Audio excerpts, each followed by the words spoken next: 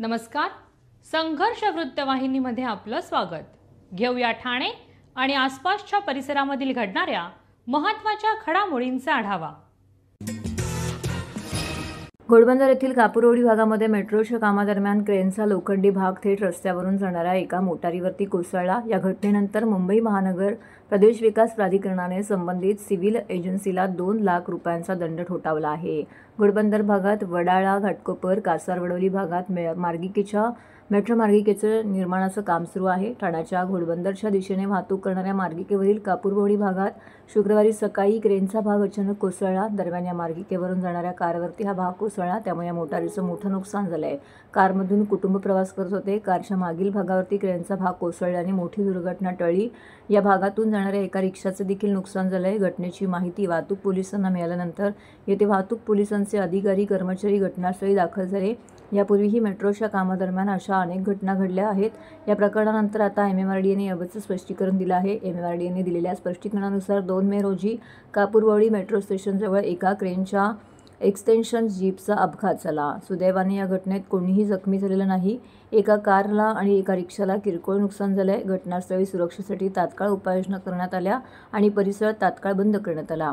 प्राथमिक तपासणीमध्ये या अपघाताचं कारण यंत्रसामग्रीतील बिघाड असल्याचं निष्पन्न झालंय. MMRDAकडून बांधकाम स्थळांवरील निष्काळजीपणाबाबत शून्य सहनशीलतेची भूमिका घेतली जाते. या घटनेप्रकरणी संबंधित सिव्हिल एजन्सीवरती 2 लाख रुपयांचा दंड ठोठावण्यात आला आहे. ठाणे महानगरपालिकेचे मालमत्ता कर म्हणजेच प्रॉपर्टी टॅक्स भरण्याचे आवाहन.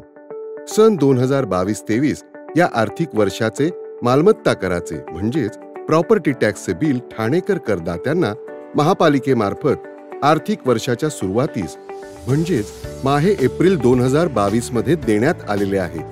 तथापि अद्यापही काही करदात्यांनी मालमत्ता कर महापालिकेकडे जमा केलेला नाही. सध्या आर्थिक वर्षाचा अंतिम टप्पा सुरू झाला आहे.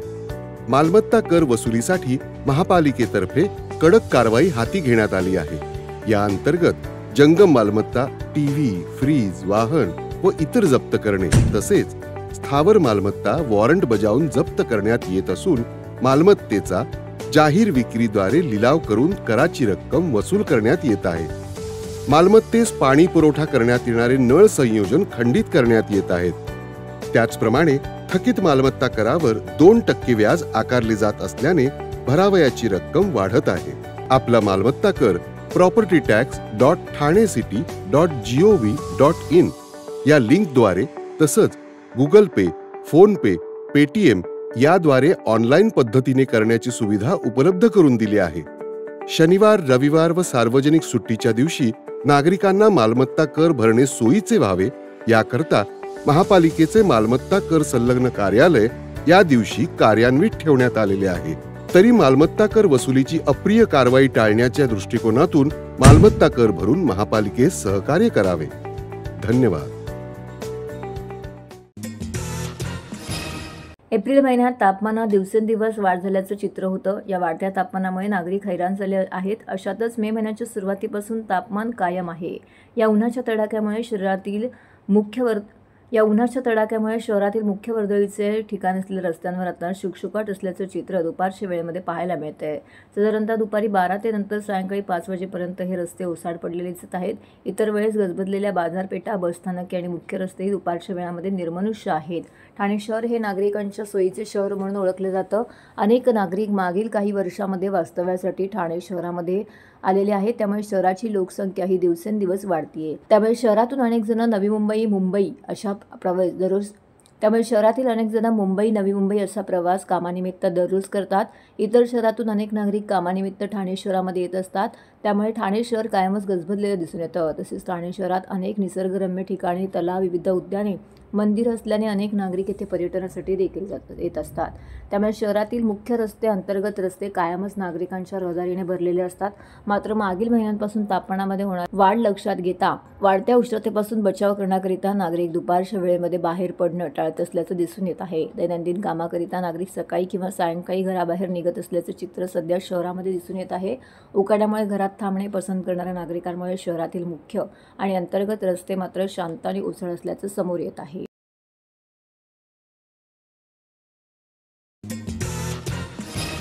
सध्या उन्हाची झळ सर्वांना जाणवत आहे. सूर्य आग ओकत आहे. अंगाला चटके लागून जीव कासावीस होतोय ही माणसांची अवस्था. तर वन्य प्राण्यांची काय स्थिती असेल याचा आपण विचारच करू शकत नाही.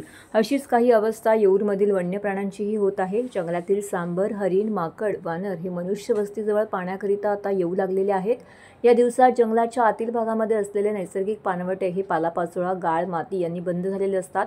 वन्यजीव आपली तहान भागवण्यासाठी नैसर्गिक जलस्रोतांवरती अवलंबून असतात. उदाहरणार्थ नद्या, तलाव, नैसर्गिक झरे किंवा पाऊस जमा होणारी ठिकाणे. काही विशेषतः उन्हाळ्यामध्ये पाण्याच्या शोधामध्ये लांब अंतरापर्यंत या प्राण्यांना प्रवास करावा लागतो आणि मानवी वस्त्यांजवळ हे पाणी शोधत येतात. म्हणूनच जंगलातील बुजलेले पानवटे खुले करण्यासाठी स्वराज्य सामाजिक संस्था ठाणे व जीवोहम ट्रस्ट यांच्या संयुक्त विद्यमाने वनविभाग यांच्या सहकार्याने पहिला टप्पा चिंबीचे पाणी येथील नैसर्गिक पानवठा, मातीचे दगडगोटे, पालापाचोळा इत्यादी काढून खुला करण्यात आला आहे.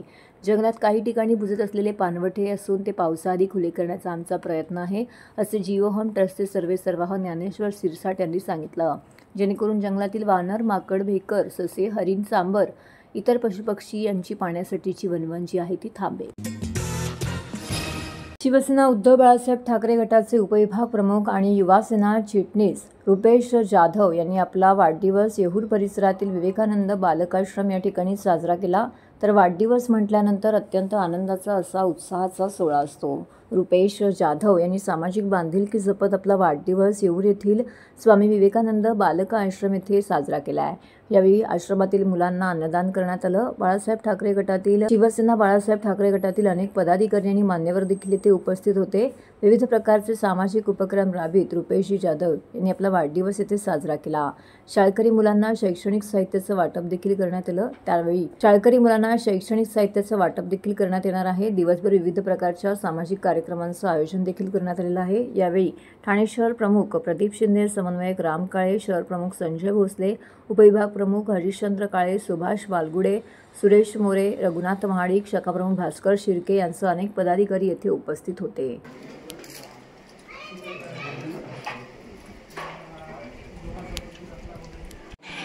पहिली ते 10वी पर्यंत तिथे 11वीला आहे ना एमएस स्कूलला मुलं घातली 4 तिथे आता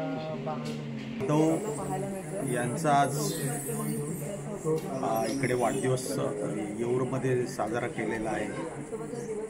वाढदिवस सगळीकडे साजरे होतात. काही ठिकाणी पार्ट्या होतात, ओल्या पार्ट्या, सुक्या पार्ट्या. परंतु एखाद्या आश्रमामध्ये गरीब मुलांना अन्नदान, नुसतं अन्नदान नाही तर ते शिजून त्यांच्या मुखामध्ये टाकणं हे खरं मला वाटतं दान आहे आणि पुण्याचं काम आहे. ते आज त्यांनी केलेलं आहे. त्याच्या भावी आयुष्यासाठी, भावी वाटचालीसाठी माझे संपूर्ण शिवसेना परिवारातर्फे, उद्धव बाळासाहेब ठाकरे परिवारातर्फे त्याला मी खूप खूप शुभेच्छा देतो. माझा वाढदिवस मी अशा प्रकारे साजरा करतो सामाजिक उपक्रमाद्वारे. त्याचबरोबर माझ्याबरोबर उद्धव बाळासाहेब ठाकरे ठाणे शहर प्रमुख प्रदीप शिंदे साहेब, ठाणे शहर ठाणे समन्वयक दादा राम काळे हे सुद्धा आहेत. आपण या सामाजिक कार्यामध्ये आपण आपलं येऊर हिल इथले जे विवेकानंद बाळ आश्रम आहे त्यांच्यात आपण अन्नदानाचा आपण कार्यक्रम आयोजित केला आहे. त्याच्यानंतर आमचा संध्याकाळचा जो कार्यक्रम असेल तो आपल्या येणाऱ्या जी लहान मुलं आहेत त्यांच्या शाळेचे आपण बॅग्स, स्कूल बॅग आणि खाऊ वाटप असा उपक्रम आपण राबवतो आहे. आणि त्यानंतर आपण आपण त्याच्या पहिल्याप्रमाणे कार्यक्रम केलेले आहेत. याच्या पुढचे सगळे कार्यक्रम आम्ही उद्धव बाळासाहेब ठाकरेचे जेवढे आमचे पदाधिकारी आहेत हे कार्यक्रम आम्ही सातत्याने राबवत असतो. कल्पना असा आहे की मग आपण समाजाला काही देणं लागतं. त्या उद्देशाने आपण या समाजामध्ये जी गोरगरीब मुलं आहेत, कोणी कधी हॉस्पिटल, कोणाला शिक्षण नाही आहे, कोणाला आरोग्य सेवा नाही आहे, कोणाला अन्नदानाचं सेवा नाही आहे, हे उपक्रम आपण सातत्याने प्रत्येक माणसाने उपक्रम केले पाहिजेत. आपण वाढदिवस हा साधारण अशा प्रकारचा प्रत्येक व्यक्तीने केला ना समाजामध्ये दारिद्र्य नावाचा हा प्रकार निघून जाईल. प्रत्येकाला मदत कार्य मिळेल. पुण्यातील हस्तिका रुपेश कडू या चिमुरडीने दांडपट्टा या खेळातील राष्ट्रीय स्पर्धेमध्ये 2 सुवर्ण पदके मिळवून ठाण्याच्या शिरपेसामध्ये मानाचा तुरा रोवला आहे. हस्तिका कडू ही ठाण्यातील सरस्वती शाळेमध्ये 7वी इयत्तेमध्ये शिकत आहे. 2021 पासून ती दांडपट्टा खेळाचा सराव करत आहे. विशेष म्हणजे तलवारबाजी, फेसिंग, सिरबम, लाठीकाठी या सर्वच खेळांमध्ये ती उत्कृष्ट यश संपादन केल्यानंतर हस्तिका हिने यांनी लाठीकाठी खेळामध्ये आपलं महत्त्वाचं असं योगदान दिलं आहे. यापूर्वी देखील ती स्टेट लेवलच्या स्पर्धेमध्ये सहभागी होऊन तिने 1 गोल्ड आणि 1 सिल्वर असे पदकं मिळवलं होतं. 29 ते 30 एप्रिल या कालावधीमध्ये नुकतीच पंचवटी येथे नॅशनल दांडपट्टा ही स्पर्धा संपन्न झाली. या स्पर्धेमध्ये कडू हिने घवघवीत यश संपादन करून 2 गोल्ड मेडल पटकावले. प्रशिक्षक बाळा साठे यांनी हे नेहमीच तिला खेळावर प्रशिक्षण देत असतात. भविष्यामध्ये देखील या खेळामध्ये उत्तम यश संपादन करण्याचा मानस तिने व्यक्त केला आहे. त्याचबरोबर मोबाईलवरती गेम खेळण्यापेक्षा मातीतली गेम खेळा, याते तुमचं आरोग्य देखील सुदृढ राहील असा सूचक सल्ला तिने आजच्या मुलांना दिला आहे. या कार्यक्रमास महाराष्ट्र निर्माण सेनेच्या कार्यालयामध्ये हस्तिका कडू हिचे स्वागत करण्यात आले. यावेळी मनसेचे ठाणे पालघर जिल्हा अध्यक्ष अविनाश जाधव, ठाणे अध्यक्ष रवींद्र मोरे, नैनेश पाटणकर, त्याचबरोबर प्रदीप सावर्डेकर यांसह अनेक पदाधिकारी येथे उपस्थित होते. उपस्थित मान्यवरांच्या हस्ते या ठिकाणी हस्तिका हिचा सत्कार देखील इथे संपन्न झाला. तर मैदानी खेळ खेळल्यामुळे आयुष्य, आरोग्य सुदृढ राहते असा सूचक सल्ला देखील तिने आजच्या तरुण पिढीला दिला आहे.